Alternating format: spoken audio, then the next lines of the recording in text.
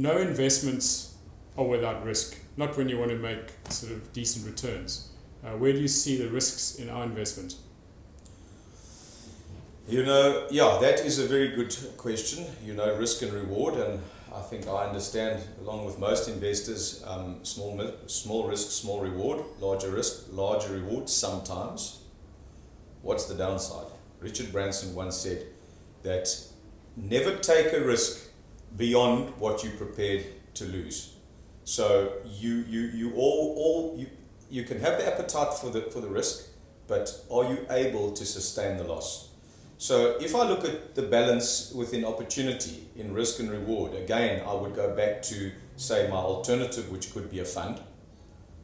The risk, depending on which level of risk you tick your box when you go to one of these individuals, and if you happen to look at the equity side and you want to go high risk, obviously the reward could be good, but that capital could just disappear. You're still going to pay your fees. So there's effectively no security against that risk. It's really, you're looking at past performance.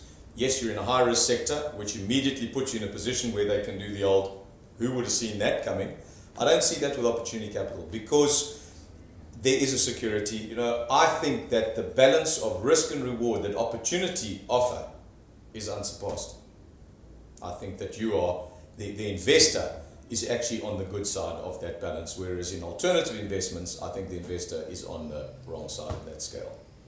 Other than the attractive returns, what are the pros you see with investing with us, or the positive aspects?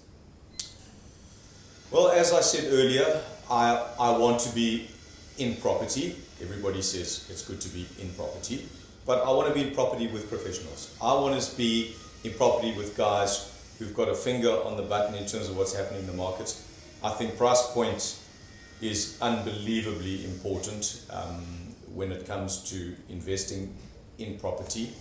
And I think, Nick, you guys have got your finger on the pulse there. I think it is one of the key attributes to your success is understanding that price point, understanding the sustainability of those who are investing in or those who are purchasing in that market.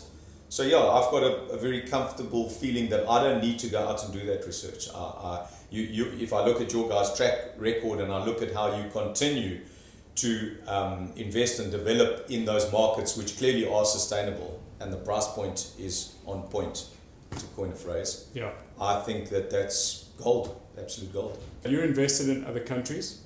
Do you still find these aspects in the South African economy still quite compelling for investments? Because you're talking about our stuff, we are pegged in a niche sector, which is that middle income sector in high demand areas of let's call it Cape Town at the moment.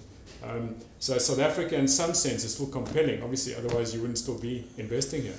That is true. Look, I mean, obviously I live here and will remain living here. It's nice to have some offshore investments and watch those hedged against the rand is always a great bet, but we need to live here, we need to eat, we need to go on holiday, we need rands. Yeah. So yeah, I think, as South Africa as a place to invest right now, because I tend to favor equities in blue chip companies in foreign markets, it would be unlikely that I would swing the balance of my portfolio ever really to be, let's say, overbearing or strong in South Africa. So I'm only interested in niche situations in South Africa, and I think opportunity is one of those niche opportunities. Do you understand how we're able to offer the higher returns we do? Have you thought about that? I think I have. I think I have an understanding of it, and being an engineer, I have an understanding of process. I'm not a mechanical or a civil engineer, but I understand the processes, and I also understand that because you don't have the cumbersome banking model to overcome, which in my opinion would add no value at all to this organization or the model that you guys do. And I did touch on it earlier, the fact that you're controlling end to end. I like to think that your slice of margins within those various, let's call it processes, are of a nature that it does allow you to let the cream rise to the top for the investor. Johnny, in closing, overall, I know it sounds like a leading question, but are you reasonably happy with your investments with us to date? And is there any part of our service offering we could actually improve so it makes life better for investors? Yeah, I think things are slick. The communication with your team is excellent. The documentation, the attorneys that you have linked up with, not everything's smooth, Nick. So I wouldn't be sitting in this chair if So I now invest in my personal capacity, my trust, and my business with Opportunity Capital. I don't think I need to say more than that. Johnny, your time is valuable.